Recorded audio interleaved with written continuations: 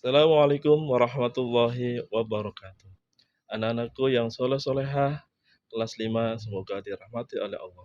Hari ini kita belajar tentang pelajaran 5 yaitu kisah teladan Luqman.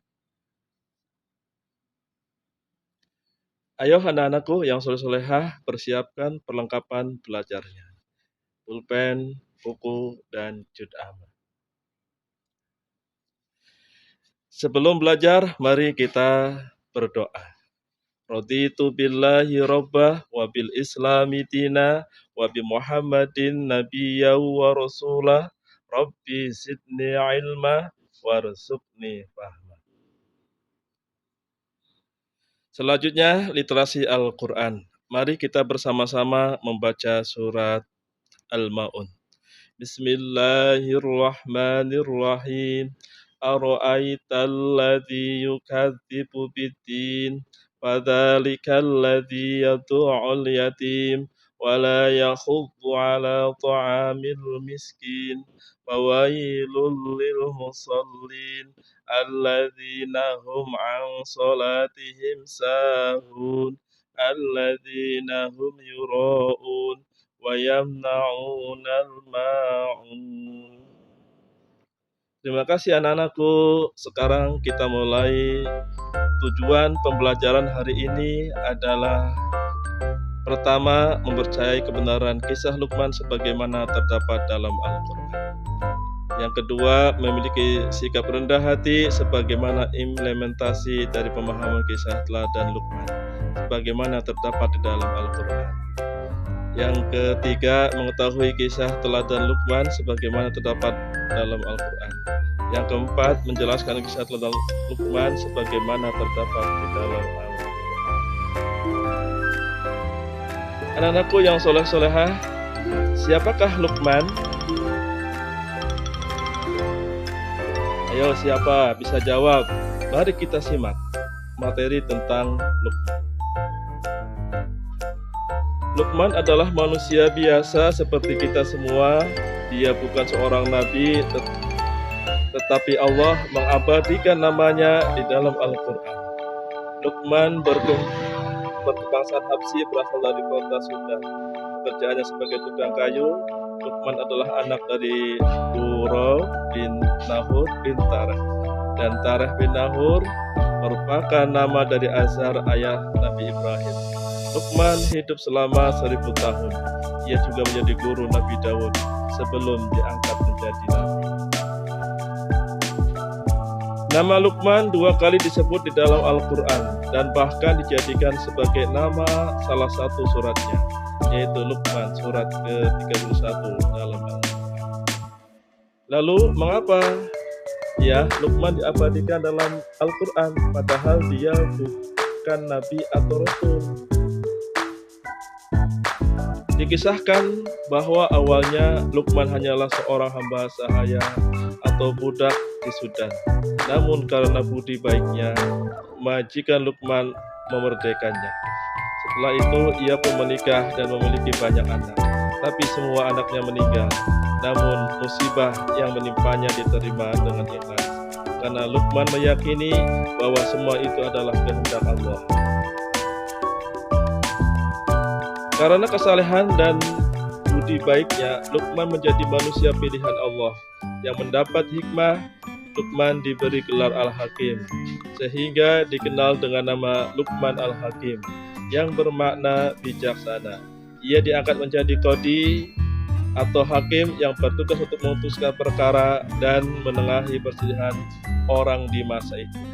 Karena luas pengetahuannya, ia memiliki sejumlah murid. Salah satunya adalah Nabi Daud. Kemudian pembelajaran yang kedua yaitu teladan-teladan Luqman.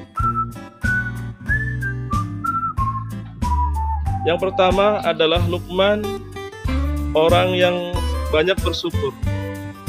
Ciri dari orang yang banyak bersyukur adalah senantiasa mengucapkan alhamdulillah atas semua yang telah didapatkan hingga saat ini. Yang kedua, tidak mengeluh atas segala sesuatu yang didapat.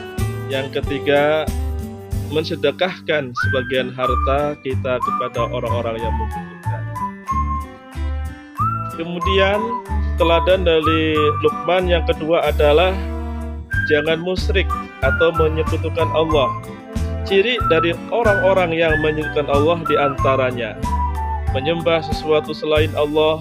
Menyembah sesuatu selain Allah adalah termasuk syirik yang paling berat dan tinggi. Yang kedua, mempersekutukan Allah artinya mempercayai bahwa makhluk selain Allah itu mempunyai sifat-sifat seperti yang ada pada Allah. Kemudian yang ketiga, menuhankan manusia.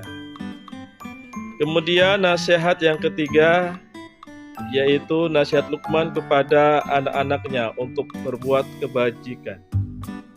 Yang pertama, dirikanlah sholat wajib maupun sholat sunnah. Sholat adalah tiang agama Islam. Barang siapa menegakkan sholat berarti menegakkan agama. Dan barang siapa yang tidak menegakkan sholat berarti ia telah meruntuhkan agama. Kemudian yang kedua, kerjakanlah sesuatu yang baik, misalnya perbuatan berikut ini: rajin beribadah dan berdoa, hormat dan patuh kepada orang tua, hormat dan patuh kepada bapak dan ibu, guru, rajin mengaji, rajin belajar, berangkat ke sekolah tepat waktu dan selalu bersih, bertutur kata santun, dan mengerjakan tugas pekerjaan rumah tepat pada waktunya. Kemudian yang ketiga, hindari perbuatan buruk dan mungkar, misalnya syirik atau menyekutukan Allah. Yang kedua, membenci kedua orang tua. Yang ketiga, membenci bapak dan ibu guru. Keempat, berkelahi. Kelima, mencuri. Serta keenam, berkata kasar atau kotor. Dan kemudian hendaklah selalu bersabar, yaitu sabar mengerjakan yang baik dan menghindari yang buruk. Kemudian suri teladan yang keempat yaitu jangan sombong dan angkuh. Ciri orang sombong dan angkuh yang pertama, memalingkan mukamu dari manusia karena sombong, berjalan di muka bumi dengan angkuh, dan membanggakan diri sendiri. Itulah anak-anakku, kesimpulan tentang Luqman adalah yang pertama, Luqman adalah manusia biasa seperti kita semua. Dia bukan seorang nabi, tetapi Allah mengabadikan namanya di dalam Al-Quran. Kemudian teladan dari Luqman yang pertama adalah pandai bersyukur. Kemudian nasihat kepada anaknya, jangan berbuat musyrik atau menyekutukan Allah. Kemudian nasihat kepada anak-anaknya untuk berbuat kebajikan dan tidak boleh sombong atau angkuh. Anak-anakku yang soleh-solehah, selesailah mata pelajaran di hari ini. Silahkan kepada anak-anakku untuk mengerjakan evaluasi. Ditulis di dalam buku, diisi, kemudian nanti besok hasilnya diserahkan kepada Bapak. Terima kasih. Akhirul kalam, wassalamualaikum warahmatullahi wabarakatuh.